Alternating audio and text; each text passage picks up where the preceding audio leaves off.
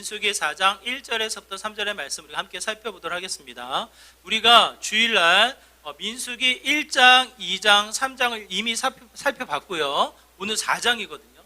4장에 보면 레위 지파가 나옵니다.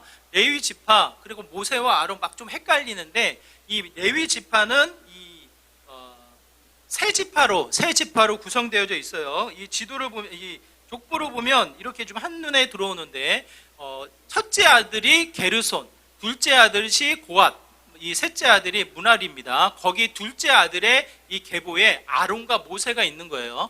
아론과 모세의 혈통을 하나님이 택하셔서 제사장 직분을 감당케 하셨고, 더더군다나 다른 레위 지파를 통해서 무엇을 하게 하셨습니까? 성전을 감당하도록, 성전의 이동이나 성전의 관리나 또 하나님을 섬기며 이스라엘 백성을 섬기며 마치 하나님 제사를 돕도록 하나님이 그들을 세우셨다라는 거예요. 지난주에 우리가 살펴본 내용입니다. 그런데 오늘 본문에 강조되어지기를 그 역할을 감당하는 이들이 어떠한 진영으로 어떠한 역할을 구체적으로 감당해야 하는데, 그 레위 지파의 자격, 레위 지파의 조건을 우리에게 소개를 합니다.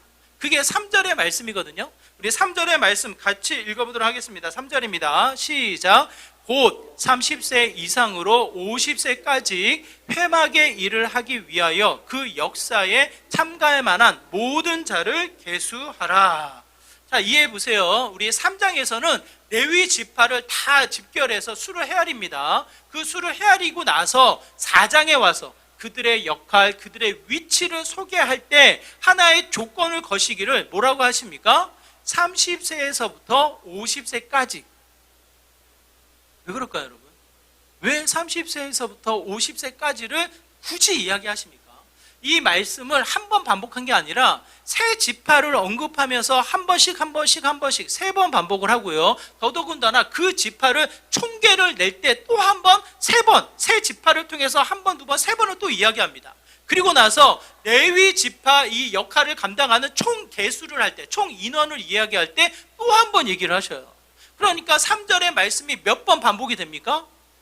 계산 빠르신 분? 몇 번? 세 번, 총 한 번, 7번 반복이 되는 거예요.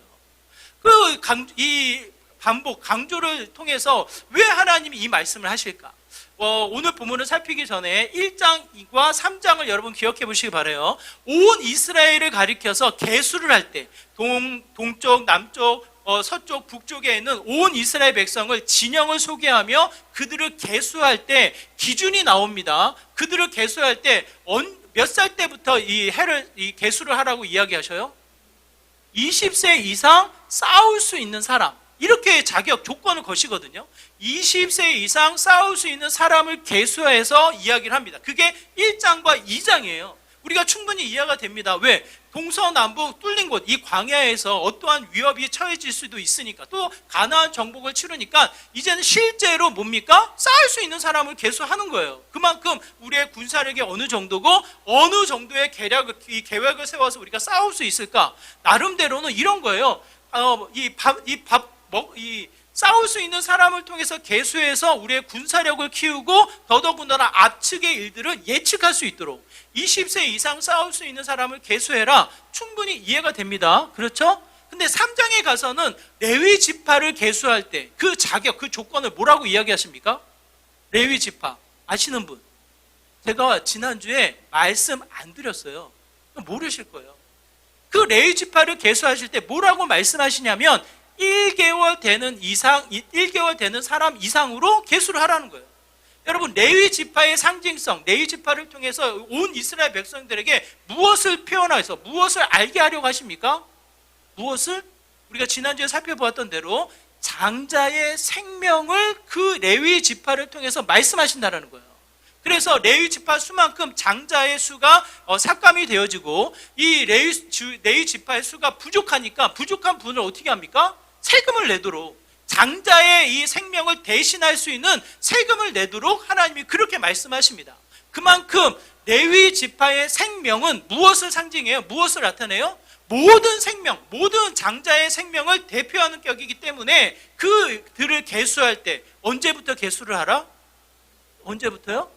우리나라는 1년을 그래도 지켜봐요. 이 녀석이 살 것이냐 말 것이냐.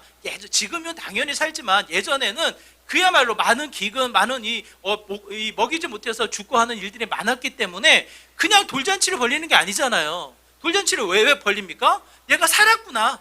얘가 살았으니까 이제 생명이 됐구나를 축하하면서 돌잔치를 벌리잖아요. 우리 아이들이 태어날 때 이 아이들에게 한 살을 부여하지 않습니다. 우리 아이들이 태어나자마자 몇 살입니까? 몇 살이에요? 빵살이에요, 빵살. 빵살이 되고 돌이 지났을 때 한 살이 되는 거예요. 그러다 보니까 우리 나이가 꼭 헷갈려. 만으로 따지고 그냥 따지고 하다 보니까 이 나이가 헷갈려서 골치 아픈데 그게 무슨 이 전통에 따른 겁니까? 1년이 지나봐야지 얘가 살 거냐 말 것이냐를 따진다라는 거예요. 그만큼 레위 지파를 통해서 최소한의 단위 몇 개월입니까? 1개월을 통해서 그 생명의 가치가 나타난다. 그 생명이 장자를 대신하는 역할을 충분히 할 수 있다라고 해서 레위 지파의 한 달 이상의 남자를 계수해서 그 레위 지파의 수를 헤아리는 것을 보게 되어집니다. 그만큼 그 당시에는 이 생명이 20세 이상 싸울 수 있는 사람, 제대로 역할을 할 것이냐 말 것이냐를 분별할 수 있는 나이가 20세라면 이 한 달밖에 되지 않는 아이의 생명을 존중했다라는 것은 굉장한 가치예요. 우리나라를 비교해서 그 당시의 문화를 배경해서 훨씬 더 하나님의 생명에 소중한 가치를 부여했던 것으로 우리가 충분히 여기게 되어집니다. 그게 3장에 기록되어져 있는 레위 지파의 생명의 가치를 우리에게 부여해서 말씀하시는 거거든요. 그러면 오늘 본문을 읽었을 때 자연스럽게 30세에서부터 50세까지라고 이렇게 7번 강조하고 반복하는 형태를 취하는 말씀을 보면 우리는 어떻게 생각해야 합니까? 아, 이거는 그냥 쓴 거구나. 아무런 의미가 없구나. 뭐 이렇게 넘어가야 할까요? 아니면 자연스럽게 질문이, 퀘션 마크가 붙을까요? 붙을까요? 아, 감사해요. 1부 때는 아무도 대답 안 하셔가지고 혹시 나 혼자 궁금해하는 건가? 자연스럽게 1장, 2장, 3장을 읽다 보면 헷갈려요. 왜 30세에서 50세의 레위 지파의 역할을 부여하셨을까? 근데 이것으로 끝나지 않고 8장에 가면 레위 지파의 나이를 또 한 번 이야기하시는데 헷갈리게 말씀하고 계셔요. 민수기 8장 24절의 말씀 한번 같이 읽어볼까요? 함께 했습니다. 시작. 레위인은 이같이 할지니 곧 25세 이상으로는 회막에 들어가서 몇 세라고 기록되어져 있습니까? 25세예요. 우리가 읽지는 않았지만 25절에 보면 50세까지 똑같이 기록되어져 있거든요. 50세까지라고 이야기하시는데 그 시작점의 나이를 또 바꾸셔요. 몇 살로요? 25세예요. 25세. 이게 나이의 의미가 무엇일까? 숫자의 의미일까? 아니면 뭔가를 강조해서 우리에게 가르쳐 주시는 내용일까? 오늘 본문을 살피기 전에 우리가 좀 더 우리 이 인간의 발달 이 길을 한번 생각해 보시기 바라요. 마침 우리 교회에 준이와 선중이가 있잖아요. 이 아이들이 이제 돌이 지났거든요. 돌이 지나고 4, 5개월이 지나가고 있는데 언제 그랬냐는 듯이 이 아이들이 어떻게 됩니까? 컸습니다. 이 준이는 얼핏 보면 3, 4살 같아. 이 얼굴에 중후함이 느껴지는 우리 선정이는 빨빨거리고 뛰어다니는 모습을 보면 또 이 아이가 언제 기어다니고 언제 이게 누워 있었나 생각할 정도로 또 활동력이 있고 그런 모습을 보면서 영아기에서부터 13세에 이르기까지 초등학생에 이르기까지 이 아이들의 발달기가 무엇으로 나타납니까? 몸짓이 커지는 형태로 나타나요. 아, 얘가 사람이 되어 가는구나. 그걸 느낄 정도로 몸짓이 커져갑니다. 그 중에 또 하나의 특징이 뭐냐면 언어가 발달되어진다는 거. 소리를 듣고 자신의 감정, 자신의 마음을 표현하기 위해서 무진장 소리에 집중을 하고 거기에 이제 자신도 모르게 습득이 되어져서 언어가 발달되어지는 거예요. 똑같이 아이를 데리고 이민을 갔지만 이민 생활이 똑같이 진행이 되지만 그럼에도 불구하고 부모님들은 언어가 쉽게 열립니까? 안 열립니까? 쉽지가 않아요. 들리지도 않고 말하기가 참 어려워요. 그런데 아이들은 어때요? 1년이 지나면 말하기 시작하는 거예요. 그러면서 우리가 착각을 합니다. 우리 아이가 정말 천재구나. 1년밖에 안 됐는데 언어를 능통하네. 여러분, 그게 아니라 이 0세에서부터 12세에 이르기까지 이 언어적인 부분에 발달을 하는 거예요. 그만큼 듣고 자신의 감정, 자신의 생각을 표현하기 위해 애를 쓰고 몸부림치는 이 집중력을 가지고 있는 게 아이들의 형태입니다. 청소년으로 넘어갔을 때에는 아이들이 어떻습니까? 청소년으로 넘어갔을 때는 이 몸짓이 어른과도 같이 커져가면서 이 마치 몸을 생각했을 땐 큰 어른인 것 같은데 우리가 하려고 하거나 우리가 생각을 하려고 했을 때는 아이들에게 멈춰 있거든요. 이 간격을 통해서 어른인가 아이인가를 계속 분별하면서 헷갈려하는 게 이 아이들의 시기예요. 청소년의 시기예요. 그것을 사춘기라고 이야기합니다.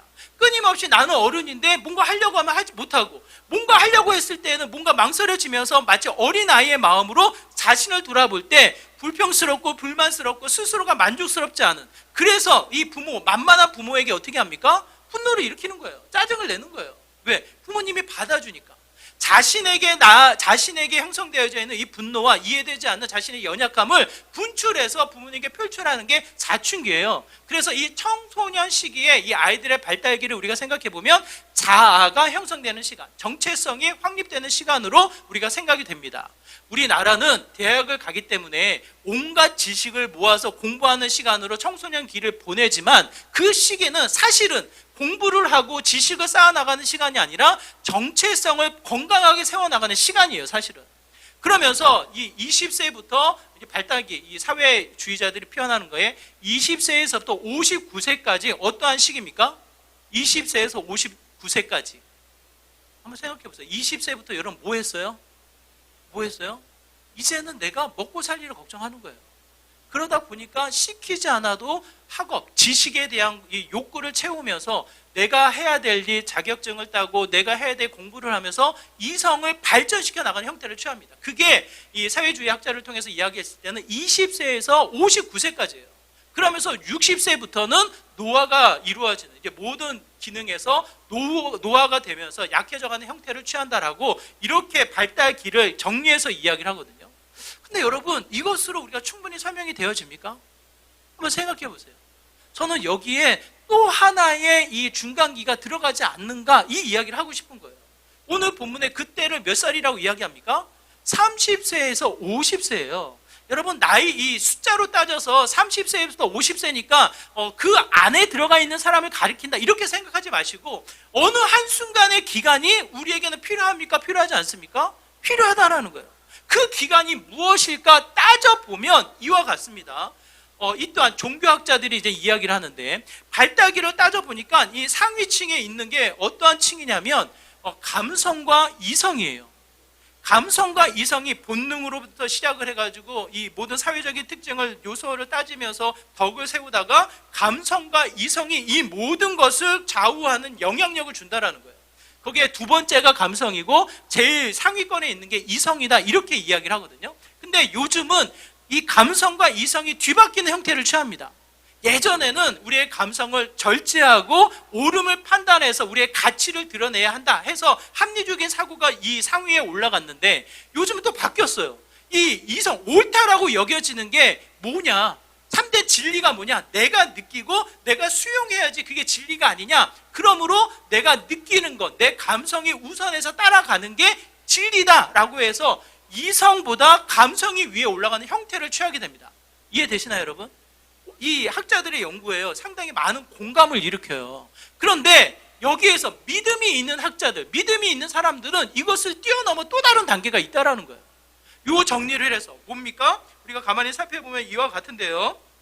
똑같아요. 본능적인 모든 요소를 빼고 감성에서부터 시작이 되어지면 감성, 도표가 두 개가 다 숨겨져야 되는데 나와버렸네. 죄송해요. 다 나오고 할게요. 네, 이 뒷배경만 숨겼네. 자, 감성이거든요. 감성을 통해서 인지하고 그것을 통해서 어떻게 합니까? 아, 그래, 이게 난 좋아, 난 이게 내가 편해 라고 하면서 수용하는 거예요. 그것의 감정을 누리면서 내 영역을 세워나간다면 이성이 그 감정을 그냥 방출하고 그 이성이 표현하게 그냥 내버려 두는 것이 아니라 반드시 절제하며 내 감정을 분석해야 합니다. 이것이 나만의 감정으로 나에게 좋은 건데 다른 이에게는 피해를 주지 않는 것인가, 혹은 이 감정이 많은 이들에게 표현이 되어짐으로 말미암아 격려와 또 이 협력을 이루어 나가는 동기가 되는가, 이런 것들을 분석해서 조절을 해서 그 감성을 표출한다는 거예요. 그런데 여기에서 끝나지 않고 그 이성이 옳고 그름을 판단할 수 있는 이 가치를 무엇으로 형성을 합니까? 많은 사람들이 잊고 살았지만 본인들이 믿고 있는 믿음의 가치가 있다는 거예요. 이거는 종교학자가 이야기하기를 그냥 기독교 학자가 이야기하는 게 아니라 모든 사람들이 가지고 있는 신념, 모든 사람들이 가지고 있는 확신이 이성에 영향을 준다라는 거예요. 그게 감성이 아니라 이성에 영향을 준다라는 거예요. 그것을 우리 기독교적인 표현으로 따진다면 영성입니다. 영성. 예전에는 감성이 있고 이성이 있고 그것이 강조되어진 시대였다면, 또 한편 이 시대 우리가 반드시 기억해야 할 것은 우리의 이성의 한계에 도달해서 멈추지 못하는, 그냥 이 한계에 부딪혀서 실망하고 좌절하고 뭔가 한계에 부딪혀서 해결하지 못하는 그 상황 속에 그 한계를 뛰어넘게 만드는 게 뭡니까? 그게 뭐예요? 여러분 잘 생각해 보세요. 영성이라는 거예요. 교회 안에서 우리가 표현하는 하나님과 나의 관계의 깊은 관계를 통해서 깨어있는, 그 말로 하나님과의 깊은 관계를 통해 말씀의 충만함, 성령의 충만함을 통해서 또 한 번 하나님의 시선으로 세상을 바라보는 영성이 그 어느 때보다 강조되어지는 시대인 것을 이야기합니다. 감성만 이야기하면 뭐예요? 묻지마 폭행이 나타나는 거예요. 이성을 뛰어넘어 자신의 감정이 반복되어지면서 자신의 감정이 마치 진리인 양, 그 진리를 드러내고자 하는 형태로 묻지마 폭행이든지 여러 가지 이기적인 형태, 극단적인 이기적인 형태가 나타나는데, 그것이 아닌 뛰어넘는 뭡니까? 나의 이성을 절제하고 더 나아가 나의 한계를 뛰어넘는 하나님의 영성이 어느 이 시대에 우리에게 필요하다라는 거예요. 오늘 우리가 이 관점으로 오늘 본문을 살펴보면 왜 굳이 30세에서 50세일까? 20세에 충분히 혈기가 왕성해서 이성을 분별해서 우리가 뭔가를 할 수 있게끔 열정을 해 달려갈 수 있는데 거기에 멈추지 않는다라는 거예요.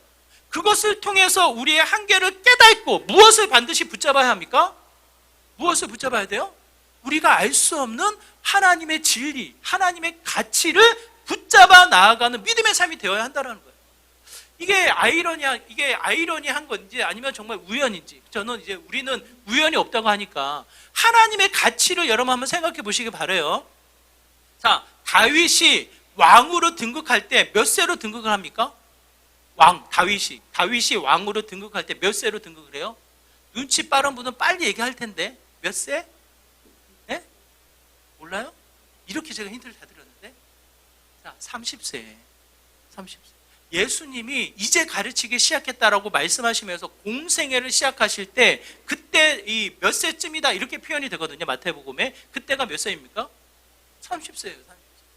요셉이 이 수많은 고난과 환난을 이기고 총리로 등극해서 영향력을 마음껏 발휘했을 때 그 나이가 몇 살입니까? 30세예요.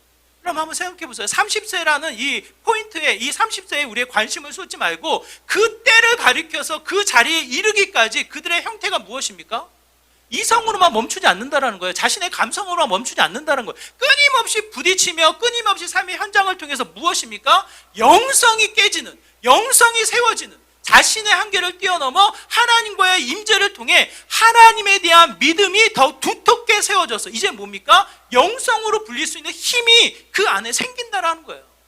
그러므로 오늘 본문을 통해서 우리가 살필 수 있는 것은 그냥 30대가 되면 된다 그런 의미가 아니라 30세에서 50세라고 이야기할 때도 일할 만한 사람을 계수하라고 이야기하거든요. 이건 뭡니까? 그만큼 훈련되어지고 준비되어져서 영성이 채워진 자를 하나님이 세우신다라는 거예요.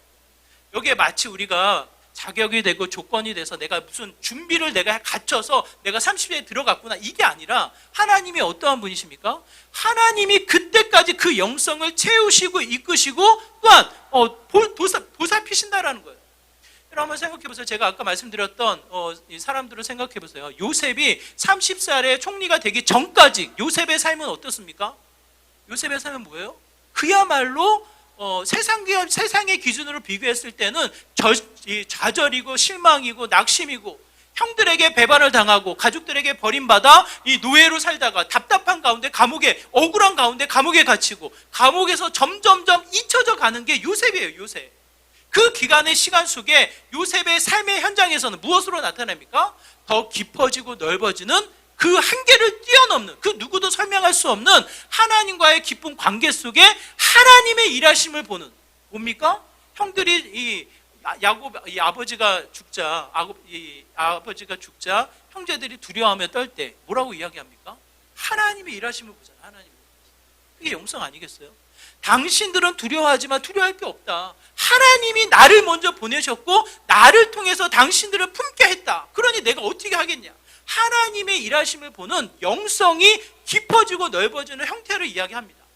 우리 다윗도 마찬가지예요. 왕으로 등극했지만 우리가 생각하는 다윗 왕 멋지고 용맹스럽고 영향력 있지만 그 왕위에 오르기 전까지 다윗은 어떤 형태입니까? 사울 왕에게 피해 다니며 창을 맞으며 숨으며 이 부하들이 이 사울을 죽이자고 이야기하지만 죽이지도 못하며 그냥 이 중간에서 그냥 끊임없이 하나님의 뜻을 물으며 하나님의 뜻을 이루고자 숨어있던 자가 다윗이에요.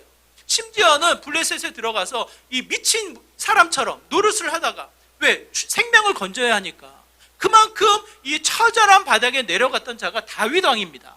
그 다윗의 30년 왕의 이 모습만 생각하지 말고 이 30년의 시간을 생각해 보면 그 자리에 누가 하나님이 어떻게 일을 하셨습니까? 철저히 그를 훈련시키고 그를 세우시고 때가 되어서 그를 통해 나타나게 하신다라는 거예요.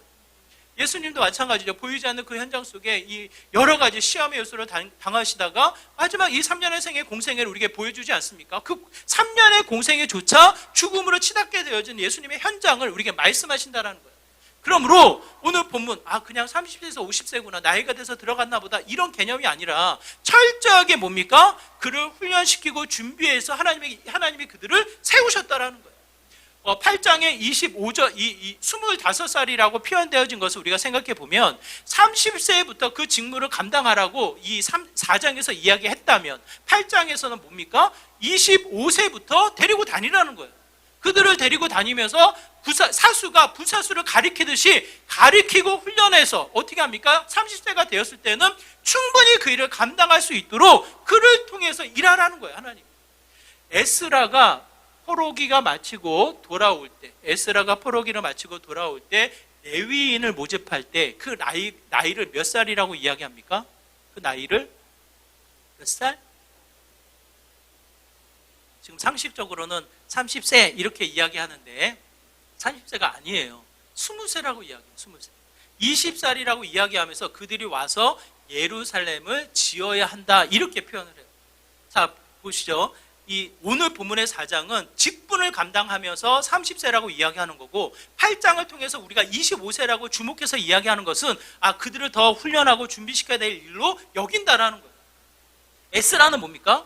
포로기로 돌아와서 성전이 무너졌습니다. 흩어져 있는 레위인들을 모아야 합니다. 그들을 모았을 때 20세로 모이는 거예요.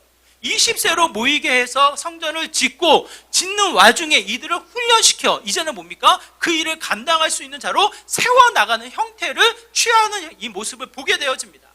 그 무슨 뜻이냐면 30세가 중요한 게 아니라 하나님이 그만큼 훈련시키고 준비시키셔서 우리를 어떻게 해요? 그 일을 감당케 하신다라는 거예요. 그러므로 여러분 한번 가만히 생각해 보세요. 지금까지 그래도 나름대로는 이 20살이 되면서 내가 먹고 살아야지 이 사회에 그래도 나름대로는 밥벌이를 해야지라고 하며 지성을 많이 깨우는데 애를 썼습니다. 그런데 여러분 우리의 삶 가운데 영성을 깨우기 위해서 얼마나 애를 쓰셨냐고요. 하나님이 나를 준비시키고 하나님이 나를 관심 가지시고 이끌어가는 과정 속에 내 믿음, 하나님과의 관계 그 무엇보다 하나님의 안목을 통해서 세상을 분별하며 하나님의 뜻을 이루는 이 영성의 깊이와 넓이가 얼마나 자라나게끔 애를 쓰셨냐고요. 그 가치가 하나님은 오늘 본문의 30에서 50세를 통해서 우리에게 말씀하고 계신 것이 아닌가 싶어요. 그러므로 내가 30세가 지났으니까 끝이구나. 30세가 안 됐으니까 내가 해야 되는 거 이런 개념이 아니라 또 한 번 지금 이 순간 우리는 무엇을 세워야 합니까? 시대의 흐름 속에 자연스럽게 이성까지는 왔어요. 우리가. 그래도 이게 합리적인 거 아닙니까? 그래도 이게 옳은 일 아닙니까? 그래도 이게 나름대로는 이 경제적인 효과에 큰 영향을 줄 수 있지 않습니까? 이성으로 우리가 왔어요. 근데 그 이성을 뛰어넘는 뭡니까? 여러분 가만히 생각해보세요. 이성으로 달려가다 보니까 결국 이성을 통해서 여러분이 얻는 게 뭡니까? 나의 뛰어남, 나의 똑똑함, 나의 지혜? 맞아요 여러분? 그렇지 않아요. 아무리 세상의 것을 알고 배우고 내 것으로 만든다 해보아도 마지막 끝자락은 뭡니까? 허전하다는 거예요. 채워지지 않는 그 허전함이 있다는 거예요. 그게 이어령 교수님이 쓴 지성에서부터의 영성이에요. 예수님을 만나고 나서 구원을 새롭게 되자 거듭나자 그분이 제일 먼저 쓴 책이 지성에서부터의 영성이에요. 영성. 우리가 알고는 이 시대에 그래도 이 20세기, 21세기에 지성이라 불려지는 이어령 교수가 그 자신이 가지고 있는 지성은 뭐다? 그냥 하늘에 쏘아 올린 화살과도 같다. 여러분, 아무리 좋은 화살로 하늘을 쏘아 올린들 그 화살이 하늘을 뚫고 올라갈 수 있습니까? 어느 한계에 도달해서 떨어지는 게 화살이에요. 마치 본인이 가지고 있던 지성은 그와 같다, 이렇게 표현하더라고요. 그래서 그에게 나머지 채워진 것은 지성에서부터의 영성이에요. 그러므로 우리가 지금 더 관심을 키우며 내 영혼을 깨우며 내 이 삶의 현장을 통해서 더 넓게 깊게 세워나가야 될 게 무엇입니까? 그럼 영성이란 거예요. 하나님에 대한 관계, 하나님의 관계를 통해서 오는 말씀에 대한 진리, 그 진리가 능력 있게 선포되어지는 우리의 일상, 믿음의 삶, 이 모든 것들이 또 한 번 우리의 영성으로 세워질 때 그것이 곧 하나님의 영광, 하나님의 일을 감당하는 믿음의 모습이 된다고 이야기합니다. 아무리 내 삶 가운데 이 감성을 조절하며 나의 이성을 발달시키며 가면 머리는 커질지언정 그 누군가에게 생명력을 전할 수는 없는 거예요. 그러므로 우리가 또 한 번 깨워야 할 것은 하나님과의 나의 관계 속에 나타나는 영성이란 거예요. 영성. 30세가 중요한 게 아니라요. 그때를 훈련시키고 이끄시고 세우시고자 이끄시는 그 하나님의 모습이 있다라는 거예요. 보면 50세에 끝나요. 그렇죠? 50세가 끝나신 분도 많잖아요. 아, 그럼 나는 은퇴구나, 퇴직이구나, 나 아무 의미 없구나, 이렇게 생각하는데 그렇지 않습니다. 오늘 본문이 우리 8장, 우리 25세라고 이야기하는 그 8장에 보면 이렇게 기록되어 있어요. 25절, 26절 같이 읽을게요. 시작. 50세부터는 그 일을 쉬어 봉사하지 아니할 것이나 그의 형제와 함께 회막에서 돕는 직무를 지킬 것이요 일하지 아니할 것이라. 너는 레위인의 직무에 대하여 이같이 할지니라. 50세로 모든 것이 끝, 마음대로 놀자, 맞습니까 여러분? 그렇지 않아요. 이건 배려예요. 배려. 은퇴, 퇴직은 배려입니다. 배려. 그만큼 무거운 짐을 내려놓고 자유롭게 무슨 역할을 세운다? 돕는 자로서의 그 일을 얼마든지 감당해라. 이 대체로 레위인들이 했던 일들이 소중한 물건을 옮기고 또 세우고 관리하는 일인데 이 소중한 물건들이 무겁거든요. 그러다 보니까 50세가 넘으면 혹여나 실수하거나 혹여나 다칠 우려가 있어서 배려로 여겨지는 거지, 그 모든 일이 다치고 이제는 아무 일 하지 말고 마음대로 쉬어라, 그런 개념이 아니라는 거예요. 세상에서의 은퇴도 마찬가지입니다. 교회에서의 퇴직도 마찬가지입니다. 정확하게 주어진 때에 맞춰서 충성을 다하고 나머지 시간을 주어졌을 때에는 그때 아무것도 안 한다? 그렇지 않다는 거예요. 돕는 자로서 충분히 그 일을 얼마든지 하나님의 일을 합력해서 선을 이루는 관계로 확장시킨다. 여러분, 이 창세기 2장에 보면 아내와 남편을 두고 어떠한 관계로 하나님 세우셨습니까? 아내와 남편, 남편과 아내의 관계를 어떻게 세우셨어요? 돕는 자로 세우셨어요. 굉장히 중요한 단어입니다. 돕는 자로 세우셨어요. 우리나라 유교적인 사상으로 마치 돕는 자라고 했을 때 힘 있는 자가 부려가지고 시켜가지고 그 일에 도움을 받는 것처럼 마치 수직 관계의 상하로 여겨지는 관계로 여겨지는데 그렇지 않습니다. 원어적인 표현에서는 정확하게 수평 관계예요. 수평 관계.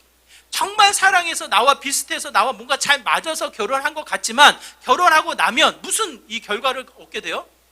화성에서 온 남자와 금성에서 온 여자예요. 완전히 다른 거예요. 여러분 생각해 보십시오. 결혼하기 전에는 너무 비슷하고 너무 내 취향이고 나랑 맞다고 생각했는데 결혼하고 나니까 어때요? 어때요? 그냥 웃지요. 안 맞아요. 하나에서부터 열에까지 다 틀려요. 근데 여러분 생각해 보세요. 그러기 때문에 돕는 자인 거예요. 이 사람이 나의 없는 부분을 채우고 또 다른 사람이 나의 없는 부분을 채워서 아름답게 그것이 하나가 되어 아름다운 가정을 세우고 주님의 일을 함께 동역해 나가는 것으로 비춰지게 된다는 거예요. 얼마나 좋습니까? 돕는 자예요. 우리 악기팀 한 명 한 명 악기 연주하면 너무 좋죠. 아름답고 정말 은혜로울 것 같아요. 그런데 제가 확신하건대 혼자 연주하는 것보다 같이 하모니를 이루는 게 훨씬 좋아요. 개인의 실력차도 있겠고 그만큼 묻혀져 있고 하나가 되어서 하모니를 이룰 때 아름답다라는 거예요. 30세를 통해서 우리가 더 세움받아 훈련하고 하나님의 때에 우리가 놓쳐지지 않도록 마치 기름을 준비하지 못해서 신랑을 맞이하지 못하는 그 신부처럼 미련한 자로 어리석은 자로 멈추지 않도록 어떻게 됩니까? 내 영혼을 깨우고 내 영혼에 하나님의 말씀과 관점으로 세워서 영성을 깊이 있는 자로 준비해 하나님의 때에 마음껏 어떻게 합니까? 주님의 일을 이루어야겠고, 주님이 원하시는 그 때에 또 멈췄을 때에는 얼마든지 그 역할을 통해서 돕는 자로서 그 일을 이루어 나간다라는 거예요. 이 모든 것의 베이스는 철저하게 겸손을 통해서 주님의 일, 주님의 사역을 나타내는 믿음의 쓰임처가 된다는 것을 우리가 생각해 보게 됩니다. 30세에서 50세 왜 그럴까? 아무리 고민해도 그 이유를 찾을 수가 없어요. 다만 성경 전체를 통해서 우리가 따져본다면 30세가 그냥 이 나이, 숫자의 30세를 의미하기보다는 영적인 준비, 그냥 20세로 싸울 수 있다 이 정도가 아니라 이제 뭡니까? 그 한계를 뛰어넘어 하나님을 인정하고 하나님을 바라볼 수 있는 영적인 충만이 우선해서 필요하다라는 거예요. 세상은 그거에 많이 주목하지 않았습니다. 지금은 조금 깨어서 그 이성을 뛰어넘는 영성을 주목하는 시간을 많이 갖지만, 그래서 불교에서도 그런 프로그램도 있고 막 그래요. 지금은 영성을 깨우는데 많이 관심을 갖거든요. 근데 우리는 이미 성경을 통해서 우리에게 말씀하시는 바예요. 믿음을 세우라고. 믿음의 안목으로 세상을 바라보라고.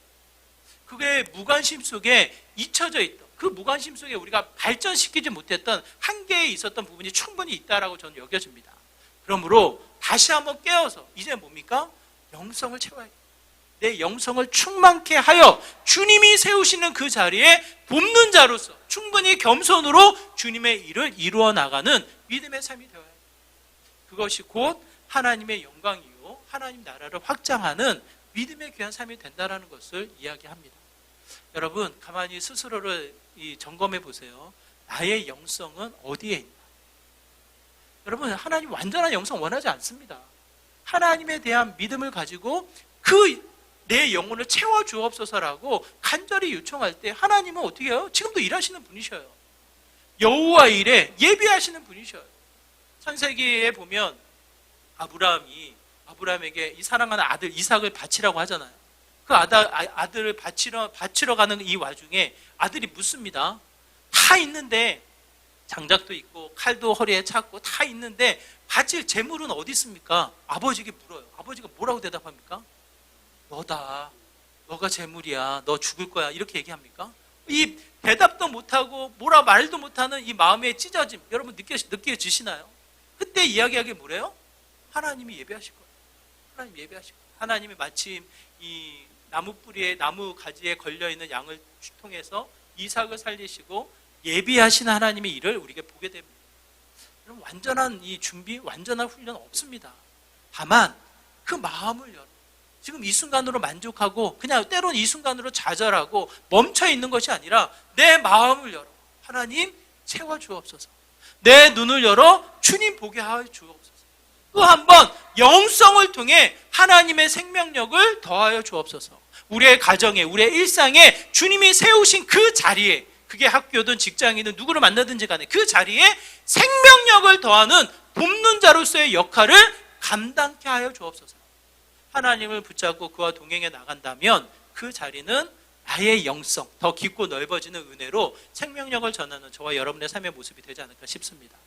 다시 한번 내 영혼의 영성을 깨우셔서 하나님이 세우신 그 자리에 돕는 자로서 또 한번 겸손으로 주의 일을 이루어 나가는 믿음의 거룩한 자녀가 되시기를 주님의 이름으로 축원합니다. 우리 말씀을 기억하시면서 함께 기도하기 원해요. 하나님, 내 감성으로만, 내 이성으로만 멈춰서 교만하거나 좌절할 것이 아니라 이제는 내 눈을 열어 주님을 보며 영성을 깨워 충만한 믿음으로 주님 앞에 나가기를 원합니다. 주님의 믿음을 통해서 세상을 분별케 하여 주시고 주님이 세우신 자리에 돕는 자로서 주님의 사명 감당케 하여 주시고 어디에 임하든지 간에 또 한 번 주님의 생명력을 더하는 믿음의 쓰임저 축복의 통로가 되게 하여 주시옵소서라고 이와 같은 마음으로 함께 기도하며 나오도록 하겠습니다. 기도합니다. 하나님 아버지, 이 시간 간절한 마음으로 기도합니다. 우리의 영혼이 깨어나는 믿음의 귀한 자리가 되길 소망합니다. 감성에 치우쳐서 좌절하고 낙심하고 교만하고 기뻐하고 순간의 변덕스러운 마음으로 멈춰있는 것이 아니라 또 한번 내 이성이 아버지 세상의 것을 쫓아가며 분주하게 쫓아가다가 한계에 부딪혀서 멈추는 것이 아니라 늘 깨어서 주님의 일을 이루는 믿음의 삶이 되기를 소망합니다. 주님이 이끄시고 주님이 채우시는 그 자리에 주님의 영성으로 세움받는 믿음의 귀한 자리가 되길 소망합니다.